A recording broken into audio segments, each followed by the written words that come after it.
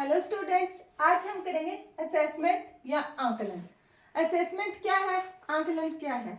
जब किसी के बारे में पता लगाना या उसकी जानकारी इकट्ठा करना क्या कहलाता है? आंकलन।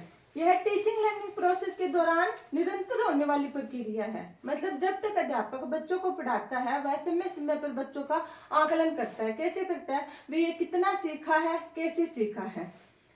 और ये क्या करता है? आंकलन से क्या होता है? अधिगम की इम्प्रूव होता है। और ये निरंतर चलने वाली प्रोसेस है। एक तो निरंतर चलेगी और एक इससे क्या होगा? अधिगम इम्प्रूव होएगा। क्योंकि जब हम आंकलन करेंगे, किसी बच्चे के बारे में पता लगाएंगे, उसकी क्या क्या कमियां है, कितना सीखा, तो उसी पे ज्यादा जोर दिया जाता है। अब हम देखते हैं जो असेसमेंट आंकलन होता है ये दो प्रकार का होता है, 2 टाइप्स का होता है। कौन कौन सा? एक फॉर्मेटिव असेसमेंट, एक समेटिव असेसमेंट। पहला होता है फॉर्मेटिव असेसमेंट, जिसको हम हिंदी में बोलते हैं रचनात्मक आंकलन।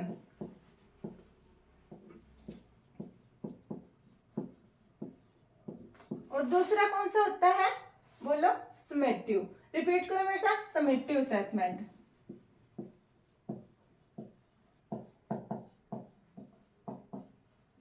इसको हम बोलेंगे योगात्मक आंकलन। अब हम देखते हैं फॉर्मेटिव असेसमेंट के बारे में। जब पढ़ने के दौरान होने वाला, पढ़ने की प्रक्रिया के दौरान होने वाला आंकलन क्या कहलाता है? रचनात्मक आंकलन। ये कब होता है? पढ़ने के दौरान। अब जैसे मैं अब आपको पढ़ा रही हूं, मैंने अभी भी क्या समझाया? आंकलन की परिभाषा बताई। अब मैं आप में से किसी को ये पूछूंगी, कविता आंकलन की परिभाषा बताओ, या फिर किसी बॉय को पूछूंगी आंकलन की परिभाषा बताओ। किसी बच्चे ने इसकी डेफिनेशन सही बताई है, किसी ने नहीं बताई है, तो मुझे पता चल गया कितने बच्चों को ये समझ में आया, कितने को नहीं आया। अगर नहीं आया तो उनको फिर से दोबारा बताया जाता है। मतलब तुरंत होने वाली क्रिया है ये क्या है? तुरंत होती है और लगातार होती है और तुरंत होती है। वहीं पे समेटिव असेसमेंट क्या होता है? योगात्मक आंकलन क्या होता है? जब पूरे साल के अंत में जो आंकलन किया जाता है उसे हम समेटिव या योगात्मक आंकलन कहते हैं। साल के अंत में होने वाला आंकलन। साल के अंत में होने वाला आंकलन। जैसे अपने सेमेस्टर है, सेमेस्टर क्या होते हैं? सेमेस्टर के एग्जाम होते हैं, वो किस में आता है? वो योगात्मक आंकलन में आता है। Yearly, half yearly exam, semester exam किस में आएंगे? समेटिव असेसमेंट या योगात्मक आंकलन में। मेरे ख्याल से आपको ये टॉपिक अच्छे से समझ में आ गया होगा। आगे देखते हैं हम।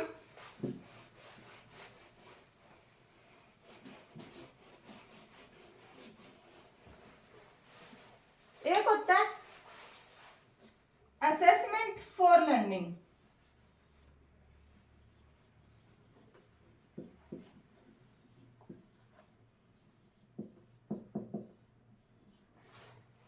या क्या ये क्या होता है? अधिगम के लिए आंकलन।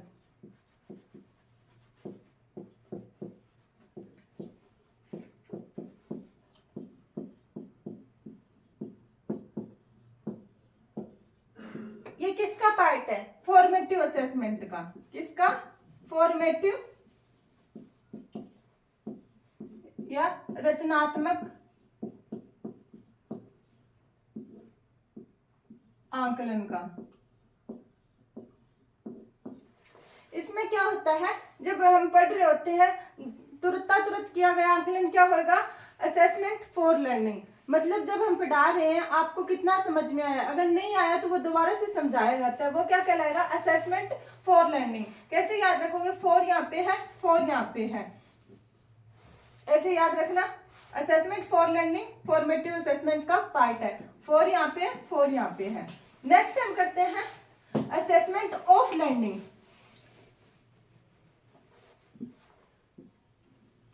अधिगम का आकलन।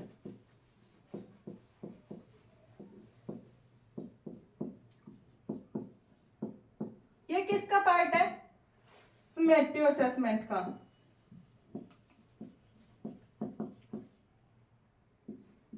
योगात्मक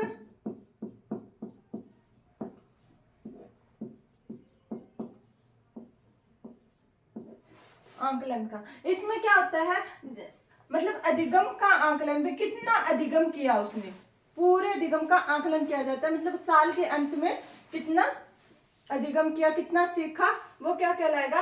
अधिगम का आकलन। इसमें ऑफ आएगा तो क्या आएगा? समेटिव। याद रखना यहाँ पे क्या ऑफ, ऑफ आएगा तो क्या आएगा? समेटिव अधिगम का आकलन। ऑफ की हिंदी होगी का। अगला अपना असेसमेंट एज लर्निंग।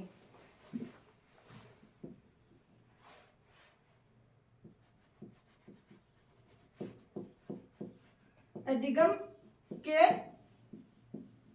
रूप में आकलन। ये किसका पार्ट है? ये है सेल्फ असेसमेंट का।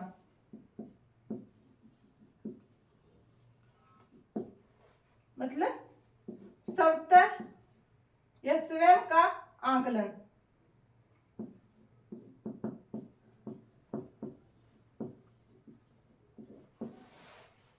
स्वयं का आकलन कैसे होता है? जैसे अपन छोटे थे, पैराग्राफ दिया जाता था दिवाली का, होली का, इस पे प्रस्ताव लिखो, तो दिवाली का याद करके उसके फिर बिना देखे कॉपी में लिखना या किसी दूसरे को सुनाना, वो हम क्या करते थे?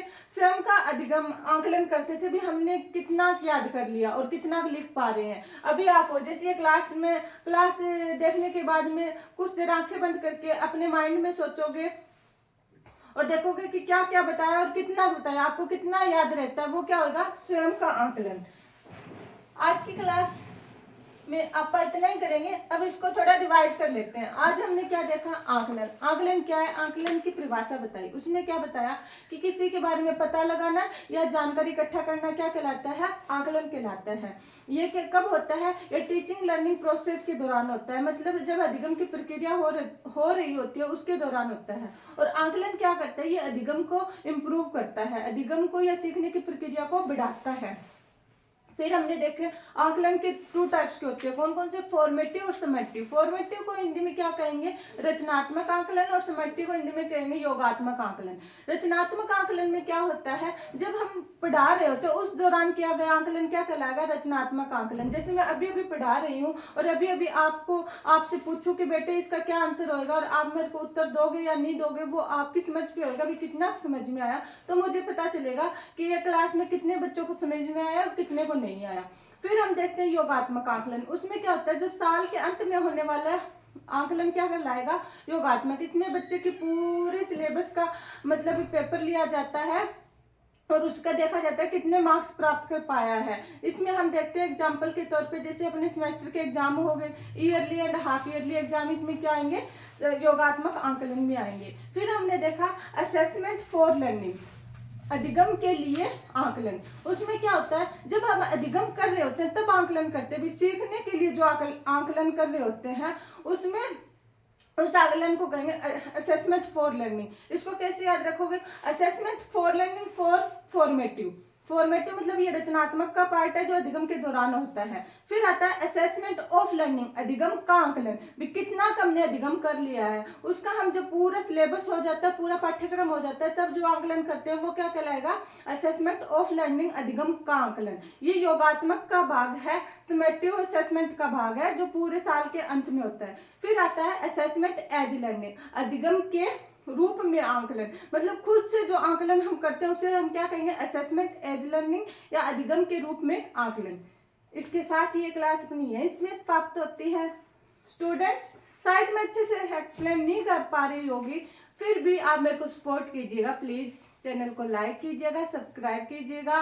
पढ़ाने की थोड़ा थोड़ा भी सीख रही हूँ, आप मेरा हौसला बनाए रखिएगा और ज़्यादा अच्छे तरीके से आप लोगों को पढ़ाऊंगी, अच्छे अच्छे नोट्स लेके आऊँगी, आपको प्रोवाइड करवाऊंगी। और जो आपके क्वेश्चन होंगे वो कमेंट बॉक्स में ज़रूर लिखना। जो टॉपिक नहीं आ रहा है, जिस टॉपिक पे आपको वीडियो चाहिए, वो कमेंट बॉक्स में ज़रूर लिख के बताना, आपका वीडियो अपलोड ज़रूर किया जाएगा। सब्सक्राइब कीजिएगा, लाइक कीजिएगा, शेयर कीजिएगा। जय हिंद, जय भारत।